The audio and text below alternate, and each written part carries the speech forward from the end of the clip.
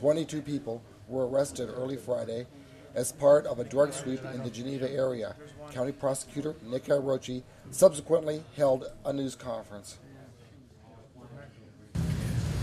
On Wednesday, April 9th, 2014, based on evidence presented by the Ashtabula County Prosecutor's Office, the Ashtabula County Grand Jury issued secret felony indictments against 17 street-level drug dealers in the Geneva area.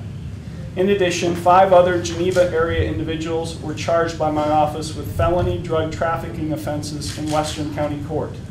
Consequently, a total of 22 persons were either indicted or charged with felony drug trafficking offenses in the Geneva area in the past few days as part of an undercover operation and investigation that dates back, in some cases, to January 2013.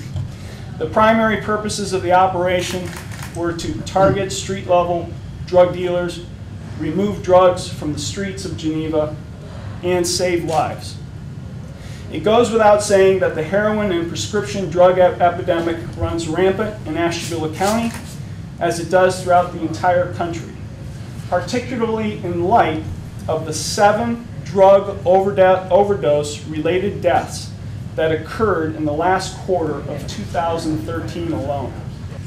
This operation and sweep is intended to send a clear message to those dealing and trafficking drugs in Ashtabula County that law enforcement officials know who you are and are watching you, and that my office will prosecute you to the fullest extent of the law if you are ultimately indicted or charged.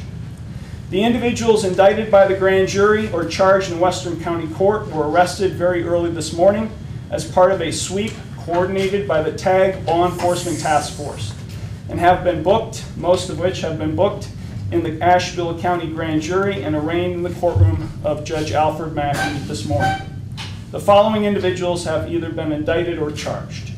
Nestor Angulo, 7 counts of trafficking in heroin with a forfeiture specification. Billy J. Bueller III, 8 counts of trafficking in heroin. Henry Harris Jr., 1 count aggravated trafficking in drugs with a forfeiture specification, 4 counts of aggravated trafficking in drugs, and 2 counts of trafficking in drugs with another forfeiture specification. Carl Testerman Jr., 2 counts of trafficking in heroin. Sean M. Walsh, 4 counts of trafficking in heroin with a forfeiture specification. Russell J. Wagner, 1 count of trafficking in heroin. Jeremy L. Grady, 1 count of aggravated trafficking in drugs. Tracy L. Parks, 3 counts of aggravated trafficking in drugs. Timothy Perkowski, 2 counts of aggravated trafficking in drugs with a forfeiture specification. Dennis W. Karmansky Jr., 2 counts trafficking in heroin. Jose Ramon Marquez, 1 count aggravated trafficking in drugs. David Merton, 2 counts aggravated trafficking in drugs. Laura R. Otero, 1 count trafficking in heroin. Nicole E. Vandre, 3 counts trafficking in heroin. Veronica M. Bousquet, 1 count trafficking in heroin. Billy Sue Galloway, 1 count trafficking in heroin. Michael F. Jordan III, 1 count trafficking in heroin. Mary M. Jordan, 1 count aggravated trafficking in drugs. James B. Mead, 2 counts aggravated trafficking in drugs. Dylan Tomko, 3 counts aggravated trafficking in drugs and 1 count trafficking in heroin. Justin J. Landon, 2 counts aggravated trafficking in drugs, 3 counts trafficking in heroin, and Kelly B. Sturdivant, 1 count possession of drugs. In addition, the grand jury indicted Sarah Allen on 9 counts of deception to obtain dangerous drugs, 2 third-degree felonies, 1 fourth, and 6 fifth-degree felonies. Ms. Allen was arrested today as part of the sweep. That's a little different than what the written statement indicates. She was actually arrested this morning, and she was just arraigned. I would like to personally thank Detective Captain Jeff Orr, Detective Greg Leonard, and Detective Kerry Nelson of the TAG Law Enforcement Task Force, Special Agent Scott Stranahan of the Ohio Attorney General's Office, Chief Dan Dudek, Captain Greg Wiley and Detective Chris Cahill of the Geneva Police Department, who collectively spearheaded this investigation and operation. I would also like to thank Sheriff Billy Johnson and the Ashtabula County Sheriff's Department, as well as Special Agent Dave Poston of the Bureau of Criminal Investigations for their substantial assistance in this operation. There are several other agencies, the Geneva on the Lake Police Department, Chief Bruckman is here, that assisted with the operation. And I counted nearly 60 law enforcement officials that showed up as part of this sweep. And I'm sure the gentlemen behind me will address and thank them. I would also like to thank my assistant prosecutors, Cecilia Cooper and Jean Barrett, for assisting me with the preparation of the indictment and charges in these cases. Is there anybody else that would like to speak? Jeff. I just want to say this wouldn't even have been possible today without the collaborative effort and partnership that went on.